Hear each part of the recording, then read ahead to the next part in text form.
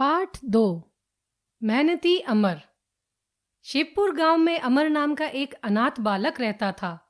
अमर बचपन से ही इतना स्वाभिमानी था कि वह अपनी आवश्यकताओं के लिए कभी भी दूसरों पर निर्भर नहीं रहा था। उसने सदैव मेहनत करके अपने लिए खाने पीने और रहने की व्यवस्था की थी। उसकी मेहनत को देखकर गांव के सभी लोग उसकी प्रशंसा करते थे। अमर जब बड़ा हुआ तब गांव वालों ने उसे राजा के यहाँ नौकरी करने की सलाह दी। गांव वालों की बात सुनकर अमर ने भी राजा के यहाँ नौकरी करने की सोची और राजधानी जाने का निश्चय किया। किंतु उसके सामने एक समस्या थी कि राजधानी जाने के लिए उसके पास पर्याप्त धन नहीं था।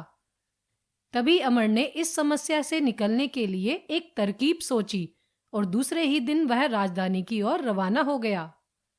रास्ते में अमर लोगों की सहायता करता जाता, जिसके बदले उसे खाने के लिए रोटी और रहने के लिए ठिकाना मिल जाता था।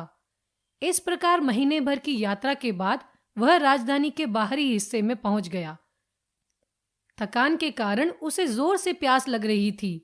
तभी उसकी दृष्टि एक औरत पर पड़ी जिसके सिर पर पानी का घड़ा था। उसने उस औरत से कहा, माँ, मुझे बड़ी प्यास लगी है, थोड़ा सा पानी पिला दो। औरत ने पानी पिलाते हुए प्यार से पूछा, बेटा तुम कौन हो और कहां से आए हो?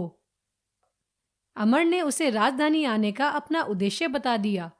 तब उस औरत ने कहा, तुम मेरे साथ चलो, मेरे पति राजा के हाथियों की देखभाल करते हैं, वे तुम्हें राजा के यहाँ नौकरी अवश्य दिला देंगे। अमर को भला और क्या चाहिए था, वह खुशी खुशी उस औरत के साथ उसके घर चला गया। दूसरे दिन वह महावत के साथ राजमहल पहुंचा। वहां बहुत से हाथी थे। अमर भी महावत के साथ हाथियों की देखभाल का काम करने लगा। एक दिन अमर हाथियों को खाना खिला रहा था, तभी वहां कीमती पोशाक पहने एक सुंदर व्यक्ति आया।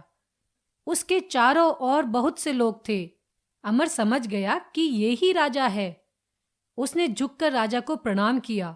राजा ने महावत से पूछा, यह लड़का कौन है? महावत बोला, महाराज, यह अनाथ है, पहले शिवपुर गांव में रहता था। इसने आपकी बहुत तारीफ सुनी थी, इसलिए यहाँ काम की तलाश में चला आया। राजा ने कहा, देखने में तो यह चुस्त और मेहनती मालूम होता है।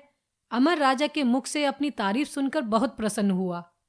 उसने सोचा, मुझे राजा को कुछ भेंट करना चाहिए। उसकी जेब में 1 रुपया था। उसने वह रुपया निकालकर राजा के सामने पेश किया और बोला, महाराज, मेरी यह तुच्छ भेंट स्वीकार कीजिए। राजा अमर की इस विनम्रता को देखकर बड़ा प्रसन्न हुआ। राजा ने कहा, इस रुपये को तुम मेरी तरफ से अपने पास रखो और इसका सही उपयोग करो तो मुझे बड़ी खुशी होगी। अमर ने सोचा, इस महंगाई में 1 रुपये के बदले मुझे क्या मिलेगा, लेकिन मुझे इसे समझदारी से खर्च करना चाहिए। उस समय अमर तय नहीं कर पाया कि वह इस रुपये से क्या खरीदे। अगले दिन सुबह वह महावत की पत्नी के साथ किसी काम से बाजार गया। तभी उसकी नजर एक दुकान पर पड़ी जिसमें फलों और सब्जियों के बीज बिकते थे। अमर तुरंत उस दुकान पर गया और उसने दुकानदार से 1 रुपये के गाजर के बीज खरीद लिए। महावत के घर के बाहर पड़ी खाली जमीन में बीज बोने के लिए उसने जमीन को अच्छी तरह खोदा और उसमें बीज बो दिए। पौधे उगने के बाद वह उनकी सिंचाई व गुड़ाई में लगा रहा। कुछ समय बाद गाजरें खाने लायक हो गई तो उसने कुछ चुनी हुई गाजरें बांस की एक टोकरी में सजाकर रखी और राजा के पास ले गया। गाजरों को देखकर राजा बड़ा प्रसन्न हुआ। गाजरें लाल लाल और काफी लंबी थी। राजा ने अमर से पूछा, तुम्हारे पास इतनी अच्छी और ताजी गाजरें कहां से आई? वह बोला, महाराज, आपके दिए हुए 1 रुपये में मैंने गाजर के बीज खरीदे और जमीन तैयार करके बो दिए। सिंचाई और देखभाल करने से जो गाजरें उगी हैं, उनमें से कुछ अच्छी अच्छी गाजरें चुनकर आपके लिए लाया हूं। अमर का उत्तर सुनकर राजा बहुत खुश हुआ। उसने कहा, मुझे तुम जैसे मेहनती और योग्य युवकों की राज दरबार में बहुत जरूरत है। तुम कल से मेरे राज दरबार में काम करोगे।